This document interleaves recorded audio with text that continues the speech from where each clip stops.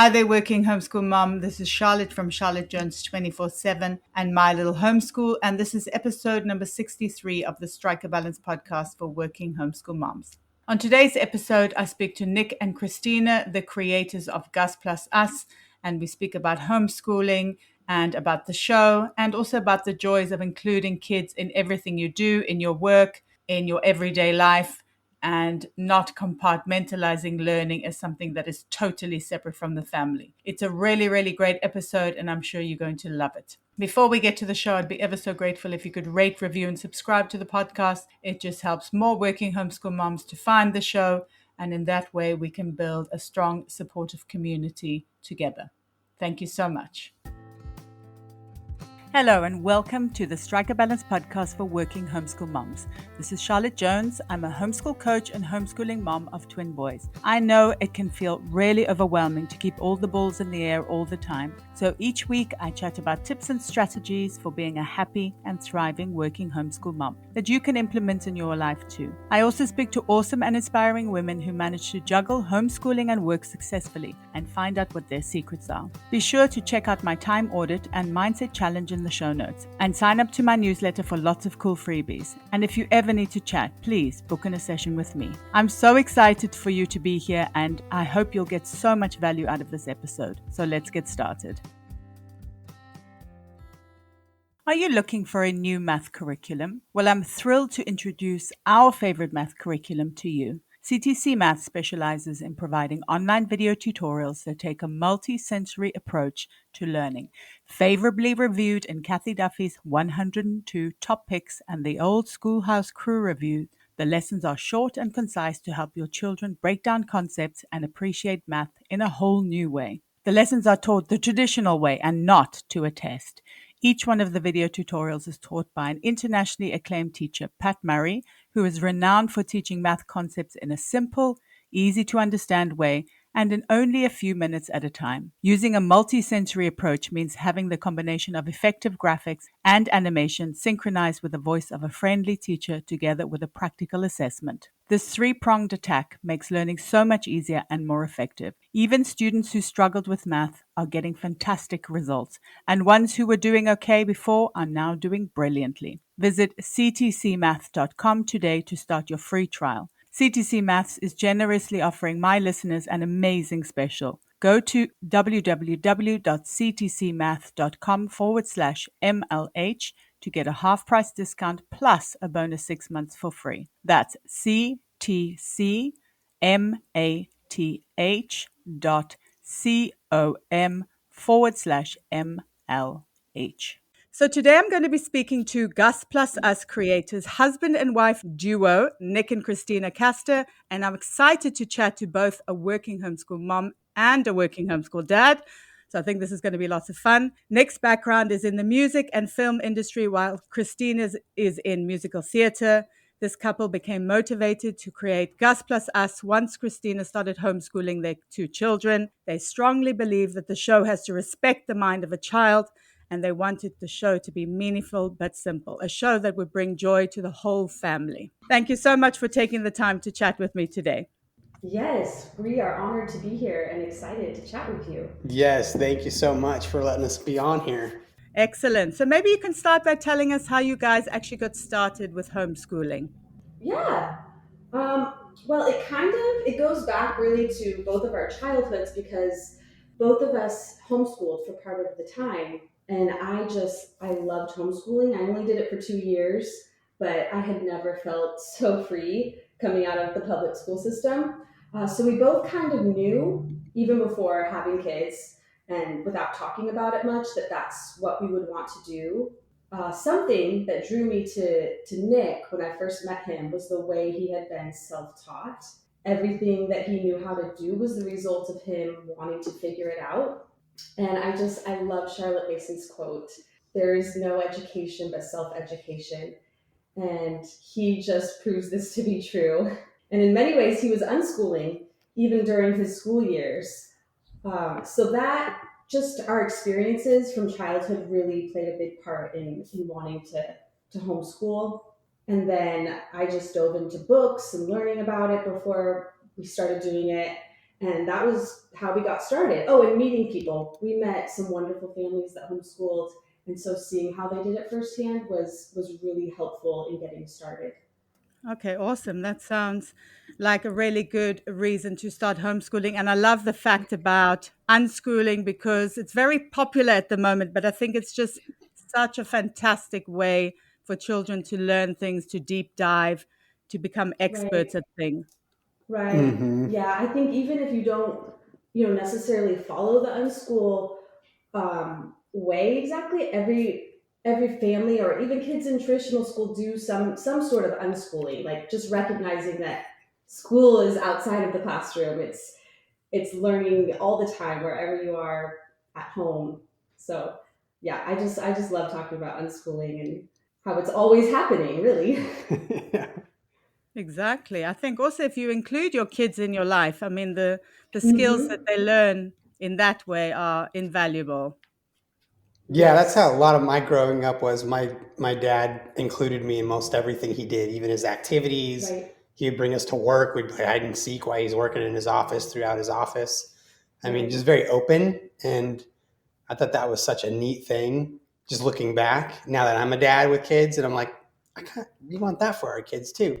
Being open what we're doing, and Yeah, you it's know, it's dashing the idea of compartmentalizing your life and separating kids from work is just when you throw that out the window and just let them into your work life and let them see what's happening, they get to become part of it and you get to share it together and it can just help the family. yeah. Well, It just it creates, and they get curious. They start asking questions. They start seeing what you're working on and doing, and then they mimic it when you go home, and they're pretending in their world.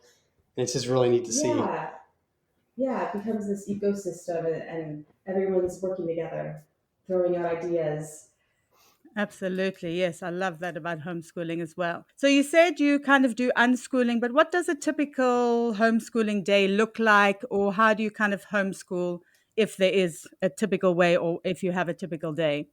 Yeah, so I love that we don't have to be hurried because we homeschool. So we can have a slow breakfast, but we do morning time is kind of the focus of our day, and we do all different things together like poetry and recitation and things like that, and then we do our read alouds, and that's kind of the core of our homeschool, I'd say, is reading great literature, great stories together. And that just sparks lots of great discussions and leads to lots of different topics, of course. And then we'll have a break and then head into some independent work. And then the day is kind of theirs to do with as they please the rest of the time, unless there's errands or we're going somewhere.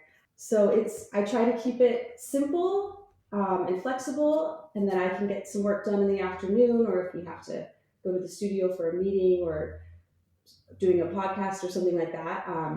But it's just worked out really wonderful, and of course there's challenges, but you just keep working through it and adjusting. I think that's almost one of the biggest things I've learned about homeschooling is just to have that open mind because Yes. everything is possible. Anything is Right. possible. And I think that's what's so cool about it.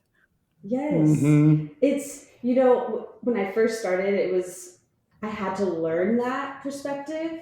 And I think you just keep growing with it, what you're saying, of having the open mind, because you can get like, oh, we need to check off these boxes and we have to hit this at this and this. And, having I enjoy some structure and my kids do too. But you just can get more flexible and it feels good and you stretch and you grow and then you can get more creative too because you're just more at rest. I love Sarah Mackenzie's book Teaching from Rest, and so when you're going at it from this restful state, it's just more enjoyable. And I think too, in the beginning, we felt a little pressure, like we weren't Yes. doing it right, or they're not Yeah. learning, they're not learning. And Right. Blue, our Doubts. oldest, was struggling with reading for a while. She was just a She reluctant wasn't, reader. yeah, she She didn't want to wasn't. do it. And then all of a sudden, she hit a certain age, and we were like, just keep going at it. She'll definitely want to eventually read. She'll figure it out. And we were stressed and kind of a little bit kept thinking about it. And then one day, she won't stop putting a book down. Yeah, now It just clicked. Yeah, now she's just a voracious reader, and I can't keep up with getting her books from the library, or we purchase them too. But that was just such a fun thing to witness her development of reading. And so then with your second, with our second born, it's so much. There's like no stress. I don't worry at all. I'm just like, oh, he's gonna, he'll get there when he gets there, and everyone's at their own pace. But when you first start, it can just be a little bit scary because you've never done it and you've never witnessed your child learn how to do something for the first time, like reading. So it just kind of builds. It builds on itself little by little. You're chipping away, and some of the results you're not going to see until down the road, but it's exciting when you get to witness it. Yeah, I think a lot of people, I know I was petrified at the beginning as well. I think there's, like you said, there is a lot of pressure, but I know it's Right. kind of cliche to say, but and what I always tell new homeschoolers is you just have to trust the process. Yes. That's Yeah. it. I know it's not easy, but just, Right. it'll come in time. It always does. Yes. Yep. That is very true. Yeah. I mean, you have to be brave, I think, as well. Yes. That's also part of it, isn't it? You have to be brave. Yes. Yep. Yeah. There's so much growing that I've been able to experience personally, and both of us, by trusting and being brave, like you said, and the patience, like all the wonderful character traits that we want get cultivated through homeschooling. Sure, exactly. And so you did mention a book, Teaching from Rest, it was called. Is that it? Yes. Teaching from Rest by Sarah Mackenzie. I just love the whole concept of it. Be able to teach peacefully, and as the mom, be gentle and peaceful and at rest when doing things, and not in a hurried fashion. Yes, exactly. That's a really good state to be. And are there any other books that you've kind of read that inspired your homeschooling journey? Yes. Yeah, books were so helpful. It felt like a seasoned mom holding my hand in the beginning. The first one I read was For the Children's Sake by Susan Schaefer McCulley, and that just blew my mind. It just really lit a fire in my heart, and I was like, 100%, this is what I'm doing all the way through high school. And then another one, recently I read Awakening Wonder by Sally Clarkson, which is just another fantastic book. Every book I read was great. Cindy Rollins, Mere Motherhood, Adventuring Together by Greta Eskridge is a newer one. And then we checked out John Holt, Learning All the Time. That one, yeah, Nick I love really that likes one. that one because he's like the king of unschooling. So his ideas, and he wrote that quite a while ago. I even looked him up on YouTube afterwards, and I found this video of him on some talk show, and he's talking to parents on a talk show, and it's fascinating because his ideas were just kind of out there for that time period. So it's it originally published in 1968. Yeah, and it's still relevant today. He was ahead of his time. He talks about like it's never too late to learn an instrument. I think he started learning some instrument later in his life, like in his 50s or 60s, and it was so inspiring. Yes, John Holt is really, really amazing. Yes, absolutely. Okay, so let's chat a little bit about Gus Plus Us. So how did you actually start the Caster Studios? Well, in about 2007 is when we started Caster Studios out of my parents' garage. Mm-hmm. So I had a little desk next to their washer and dryer here in the States. And with Gus Plus Us in general, I would do this character around the house with these voices to make everyone laugh. I would try to bother Christina as much as I can with this curious character that was interested in everything and wanting to learn everything and asked a lot of questions. And then that kind of evolved where I thought, oh man, this would be fun as a character. Since we started Caster Studios, we were producing music videos and commercials and starting to make films. And I started to think, why don't we make this a kid's show? So I started, my mom asked me what I wanted for Christmas at 30 years old. And I said, I want a puppet. She was like, okay. Yeah, we were all a little confused that Christmas morning when he opened this giant box with a big blue puppet. Yeah. So I had a custom puppet made for the character's voice. And then as it was evolving, Christina grew up acting, and she was in another kids show that was touring the world. And she came home one tour from it, and I said, "Why don't we make a kids show and you be in it with these puppets?" And she was like, "That sounds kind of crazy." So that's kind of how it evolved. And then, we kept putting it on the shelf because Caster Studios, the film company, kept growing and getting business, and we had to do commercials and kept working. And so we kept putting the kids show idea on the shelf. And then we had kids of our own and started to watch them, homeschool them, develop. And Christina loved this passion for how kids should learn. She was like, "That's how it's got to be written." And that's kind of how it evolved. The love for it, the passion for it grew more as we had kids of our own. Yeah. Oh, absolutely. So I do the puppets, and then Christina is Lucy. Yeah, I play Lucy, so she's the live human character, the only human character on the show. So Nick doesn't operate the sidekick, but afterwards he goes back in and he dubs in her voice. Yes, my good friend Mason Trueblood, he comes in and he's the puppeteer for Carrot, the sidekick. And another fun, interesting thing is that Gus is so big, it actually takes 2 people to operate him when we film. So my brother was the arm for Gus and Nick. So they would be right next to each other. They have to roll. They're sitting on the floor rolling on this board with a pad on it, and they have to lift their arms really high, of course. And so my brother has one arm. He's operating and moving the hand and bringing it to life. And then Nick does the other arm and controls the mouth to do the voice. When we tell a lot of people it's a family making a family show, it literally is. It literally is. Like my sister... Yeah, my brother's involved, her brother's involved, her sister's involved, right. Our parents are involved. We had the whole team come in for season 1. We had the kids building sets with, painting things and creating everything. Our nephews are in the music videos because we have kids. So we have a music video for every episode, and we have kids come in for the music videos. So they're doing fun little things. Like interacting with us, dancing around, and it's a lot of fun. Yeah, it does look like a lot of fun. And so how do you come up with ideas for episodes? A lot of ideas we actually come together as a group, as a family, and we even bring the kids. We've had actually one episode, the Sky episode.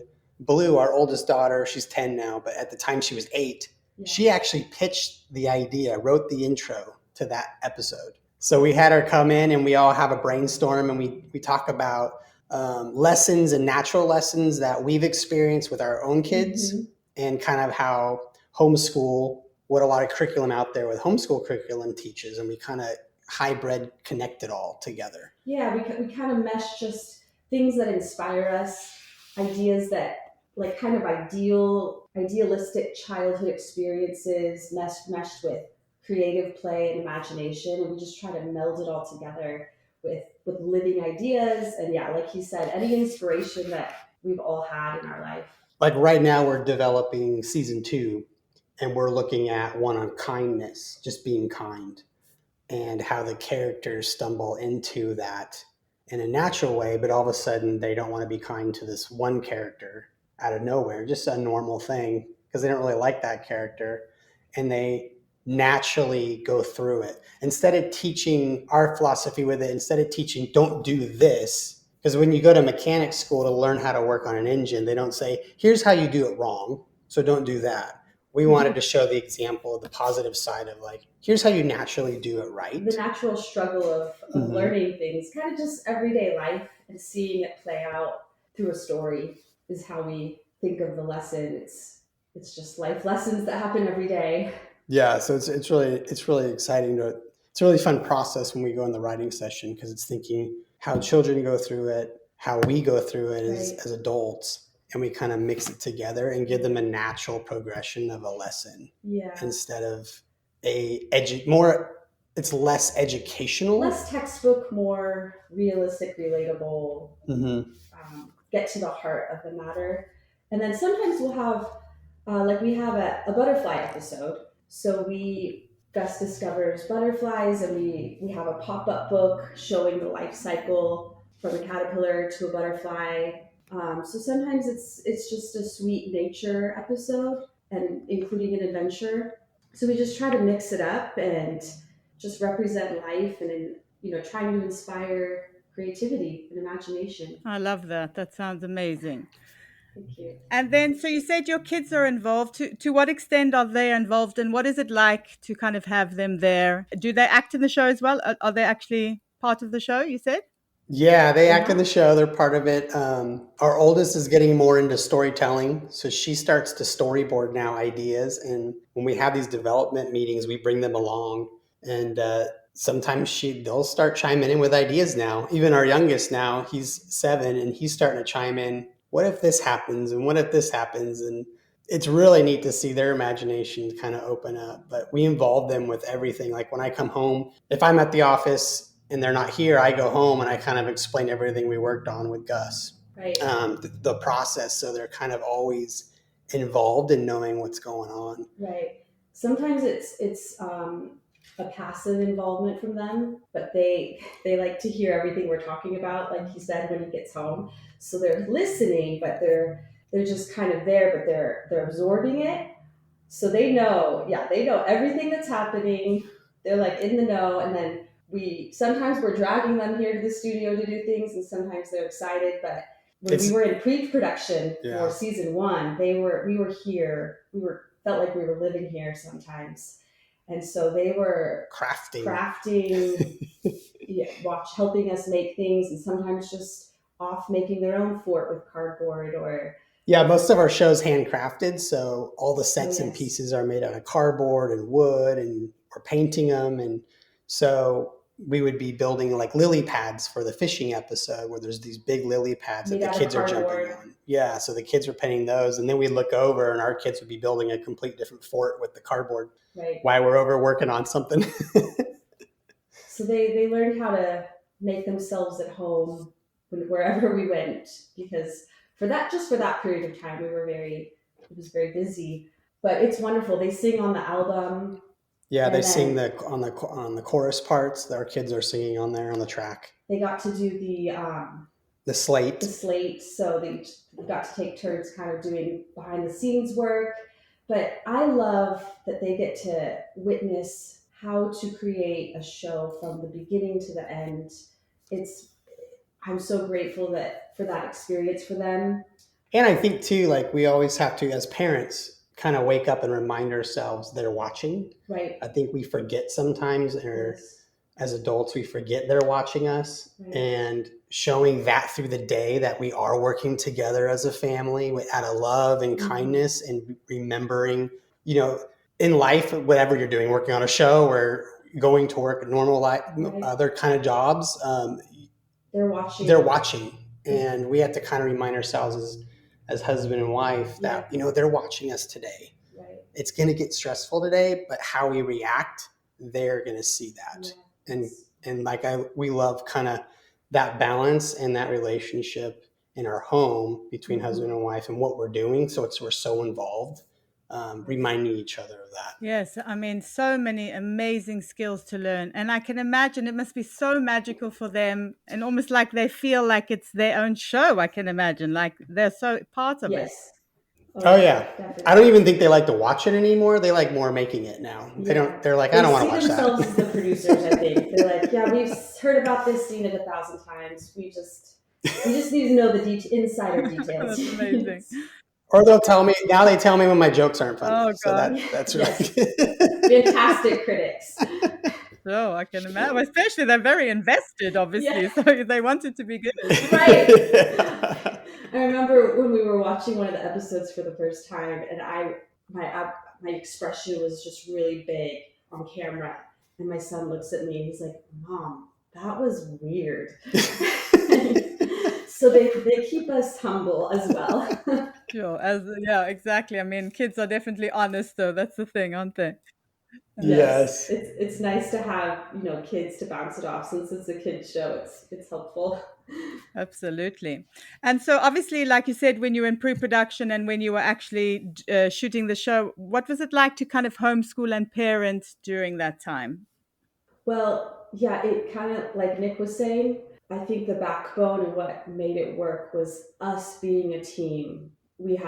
Our communication had to be strong. I'd say we were stretched and we grew a lot because pre-production and then going into production was just a very hectic, chaotic time potentially. And so we had to just stay on the same page, strive to be a team, setting an example and staying calm and at rest so that our kids weren't stressed out. One thing that we do is homeschool year round, and that just takes some of the pressure off so we can take breaks throughout the year. And it's just nice to keep a rhythm going. And then we have a break for when we're in production because that's about 5 weeks.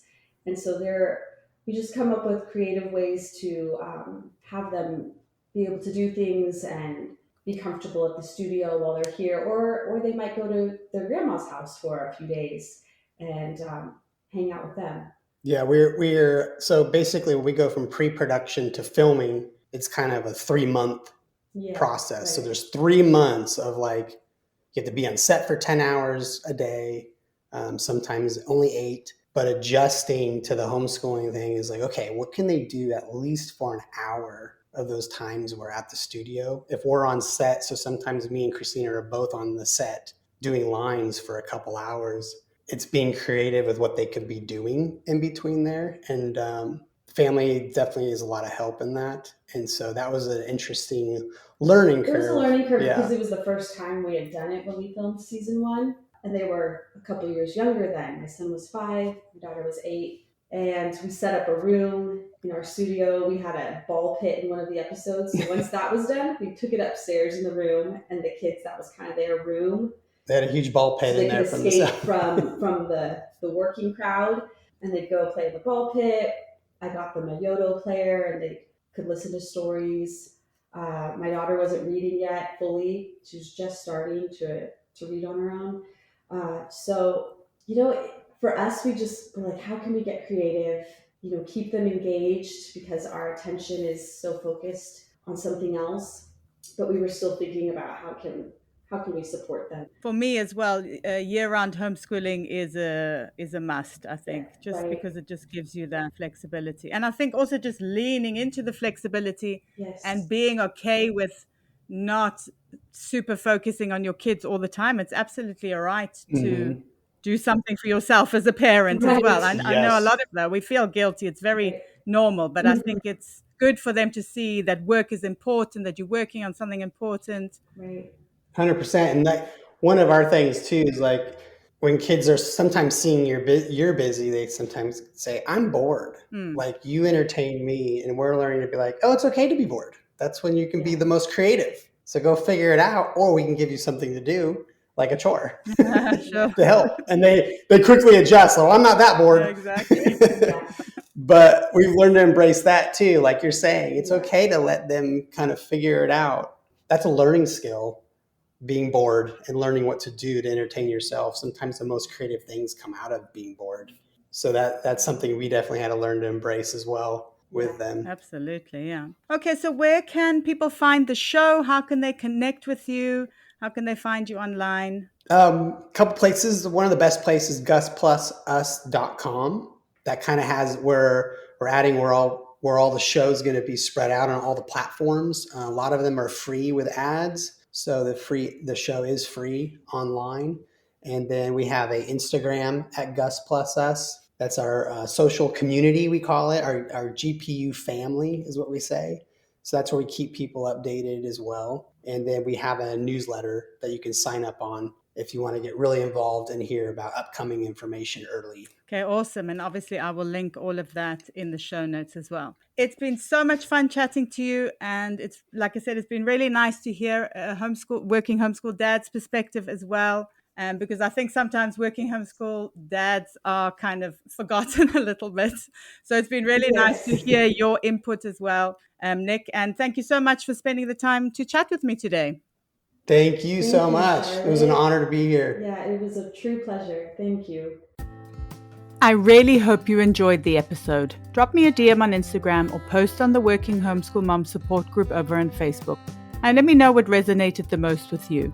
It would also be great if you could rate, review, and subscribe, or share the podcast with a working homeschool mom who might need it. It's my mission to support as many working homeschool moms as possible.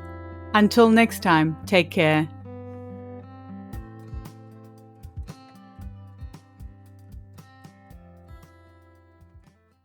Hi there, working homeschool mom. This is Charlotte from Charlotte Jones 24/7 and My Little Homeschool. And this is episode number 63 of the Strike a Balance podcast for working homeschool moms.